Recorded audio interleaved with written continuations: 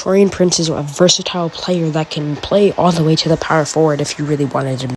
This year with the Minnesota Timberwolves, the Taurean Prince scored 9.1 points, 2.4 rebounds, 1.6 assists, and went 46.7 from his field goal attempts. If you don't know, that's pretty good. He's a very solid role player that can provide a lot on the bench. Now on to the Pelicans center, Jackson Hayes. Jackson Hayes hasn't really been anything special at the pick he was in, I believe, 2020 or 2019. I mean, he needs a lot of developing. He's still very raw prospect, but he has a couple really good things in his game, such as like defense, and he's a pretty good push scorer, and he can throw some lobs. So I would expect to see a couple lobs from players like Austin Reeves and LeBron James to Jackson Hayes and even AD. And there's been rumors about him starting center. So, I mean, the Lakers obviously have plans of developing some young players, such as Jackson Hayes and Cam Reddish. So I'd be aware of them. On to Rui Hachimura.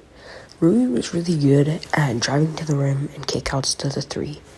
He shot this at an efficient rate, but he wasn't great on shooting threes, just regular from anywhere. He really struggled that season with that, missing 300 of his field goal attempts and only shooting his average percent of 30.1. Now, Jalen Hood-Schifino was picked at 17 by the Los Angeles Lakers, and he was usually, a lot of people in mock drafts had him going in the late lottery, and I guess this would be considered the late lottery, but other people had him in the 11th spot. Obviously, that didn't happen. Derek Lively was picked at the 11th spot, I think. But yeah, so Jalen Hood-Schifino. In my opinion, the Lakers had 2 steals of a draft. They didn't draft the second steal, but they could have drafted a lot of great players in Jalen Hood-Schifino and Cameron Whitmore.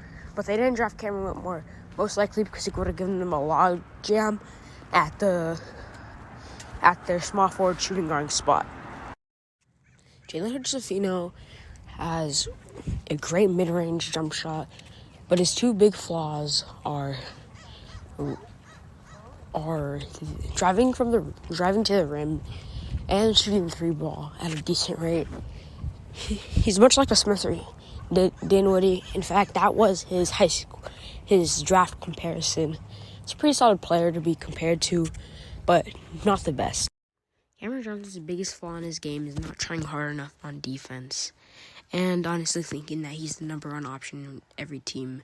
He doesn't do this as often as every player thinks or every person thinks, though. He hasn't flourished into anything crazy like the NBA draft thought he would in 2019, and I think he can flourish into something. But for now, he's just a solid role player, and that's what it's going to have to be for a little. Since the Lakers have a lot of good catch-and-shoot threes, I think that Cam Johnson will be valid as a catch-and-shoot 3. Basically, he'll play on the bench. I don't think he'll get a starting lineup, and I think his contract was for 2 years, maybe 1 year. But anyways, it was still a good pickup, and I think it was kind of a steal. I think Lakers could develop him like they developed, Malik Monk and very good other players. So I think that he won't have a breakout year this year, but when LeBron's gone, I'm sure that maybe he will be playing at the power forward, if anything happens. If injuries, But yeah, for now, I just think he's going to be a bench guard or small forward or whatever they'll put him at. Yes, I was right. Cameron Reddish will be on the LA Lakers for 2 years unless a trade or a waive. Still steal, though, so moving on to Christian Wood. Christian Wood is an immaculate 3-point shooter, really solid one who can knock it down. Now, last year, he struggled with being consistent at that, but he was pretty good when he played. And he also struggled with staying in the lineup. I mean, the Mavericks played him at bench mostly. So right now, with LeBron James and Anthony Davis, most of the players on the Lakers such as D'Lo, Austin Reeves. They're all like a lot of the team players on Lakers defense. They're just mid. So I don't know what, Lakers will do with Christian Wood being in the starting lineup. I mean, it could be Christian Wood's last time to prove himself. So it would be very interesting. They signed him to a 2-year deal for a minimum, which is a steal at that. And, I mean, now they have some additional center. They got their 13-man, and now they have some good big three-point shooting coming off the bench or coming in the starting lineup. I mean, we'll just have to see and wait until the start of this NBA season. But yeah, very good pickup from the Lakers. One other thing we forgot to talk about, that there's been rumors that Christian Wood is not a good locker room presence. And, I mean, people were saying Russ was a bad locker room presence. And, I mean, Christian Wood, he seems like a good locker room presence. He's been in the league for a couple of years, turning 28 season. 28, he'll be turning 28 this year. So, I mean, he could be, a good veteran on the team. And I think he'll mentor guys like, Rui and, Jackson Hayes. I mean, Jackson Hayes isn't a good three-point shooter. 10% from three was not very good. And I think that maybe Christian Wood can help grow that and make it at least 11%, make it higher than what it is and what it could be. So he's a great regular season player who was averaging about 16 to 17 points a game in the regular season. After the deadline move, the Lakers would send Russell Westbrook to the Jazz and trade for Jed Vanderbilt, Malik Beasley, and D'Lo, where they would send a 27 first to the Utah Jazz. Obviously, what happened to Russ after that. He would get bought out in the Clippers. But we don't know is that, obviously, D'Lo is pretty solid player with the Lakers after that deadline move.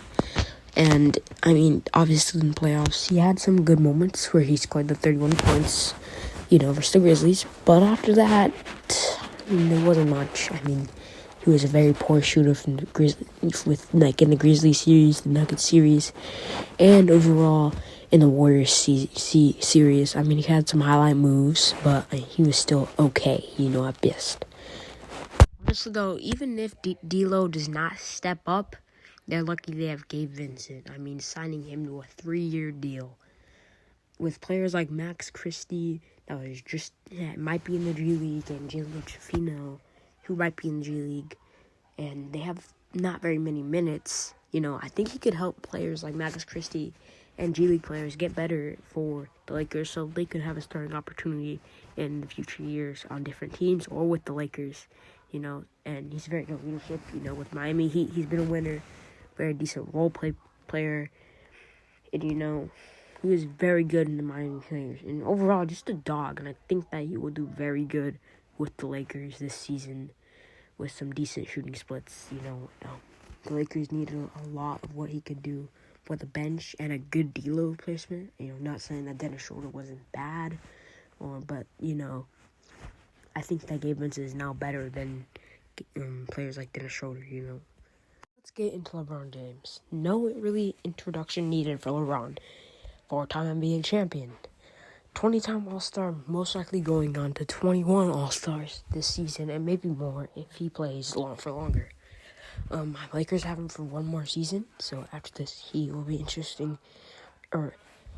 entering free agency if he doesn't, retire on the Lakers or any other team. So, Lakers fans are praying right now that LeBron stays there, and most likely probably will, because it looks like he's trying to play with his son Bronny James. I gave out all my prayers to Bronny. Pretty dangerous thing that happened to him, but we're not really here to talk about Bronny. We're here to talk about the Lakers. So let's get on with that. LeBron James, I mean, he was okay three-point shooter and decent driver to the rim. Actually, he's one of the best drivers to the rim. Why am I even saying decent? He's one of the best drivers to the rim. Kick-out player, showing a lot of great IQ, especially going on to his 21st season. I expect a huge jump from him. But honestly, I think he's going to take a step back with all the talent on the Lakers roster right now.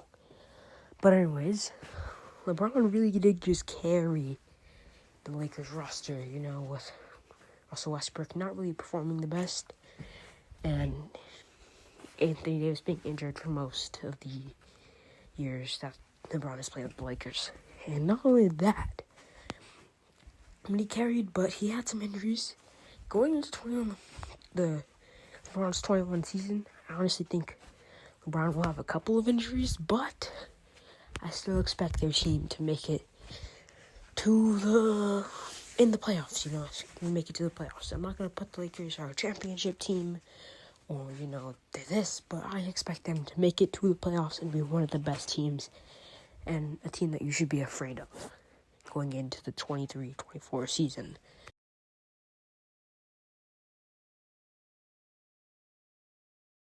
Austin Reeves is a young rising star. I mean, he's coming into his 4th season of the NBA, or 3rd season. I expect a huge jump like I did this year. He's going to be the lead ball handler, I think. You have guys like D'Angelo Russell, LeBron James, and Anthony Davis. I doubt that AD will be able to play all 82 games, so I think Austin Reeves will be the lead ball handler. So I think that he can have a huge jump offensively on everything. Very talented player. Yeah, he was very good in the playoffs. He turned up in the playoffs by 4 points and by 6 points in games. He was averaging about 17 to 20 points a game. And he was very great assist. He had a lot of clutch moments, so I expect him to be very good this year. He also just got a big contract for 3 years. So, yeah, he's a very talented player. I expect and I hope to see a big jump in his game. That's really it you can say about Austin Reeves, except he's a very young player. He's going to be the lead ball handler on their team. And that's it. Now, Anthony Davis, a very injury-prone player. He's always getting injured, very talented player. Definitely a top 30 player when he's healthy. But when he's not healthy, obviously, he's not very good. He's not playing, He hasn't really played a lot of games with the Lakers, even though usually players play 82 games this season, but that rarely happens since a lot of injuries and, stuff happens. Some players sit out. Anthony Davis is a player that gets injured a lot for his size because, he's a pretty, skinny guy for, being his height. But anyways, yeah, when he's healthy, he is a solid player that hit the three. Obviously, we've seen a decrease in three-point shooting and mid-range shooting. But when he's healthy, he will most likely win the Defensive Player of the Year and is a Defensive Player of the Year candidate. Yeah, that's all I have to say for Anthony Davis. Lakers fans are definitely hoping right now that Anthony Davis can play more than 50 games this season.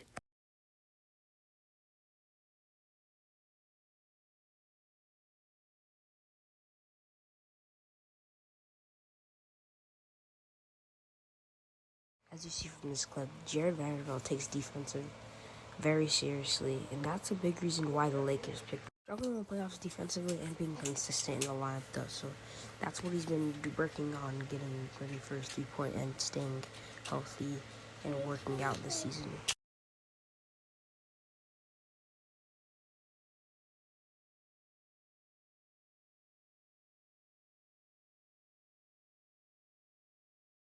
Now these 3 players are all on two-way contracts.